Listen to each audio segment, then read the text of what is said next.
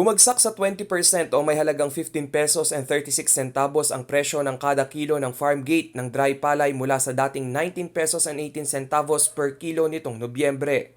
Ito'y dahil sa pananalasa ng mga nagdaang bagyo. Ayon sa Department of Agriculture, isa pang dahilan sa pagbaba ng farm gate price ng palay ay dulot ng harvest season na nagtapos sa pagitan ng Oktubre at Nobyembre. Kaya naman ang National Food Authority o NFA ginarantyahan na patuloy na bibili ng palay sa mga local farmer. Dito sa Pampanga, 25.6 million pesos ang allotted fund para sa pagbili ng palay sa mga magsasaka. Katumbas ito ng 270,000 sako ng palay. Pagtitiyak ng NFA Pampanga, handa silang bumili ng 300,000 bags ng palay sa mga susunod na buwan.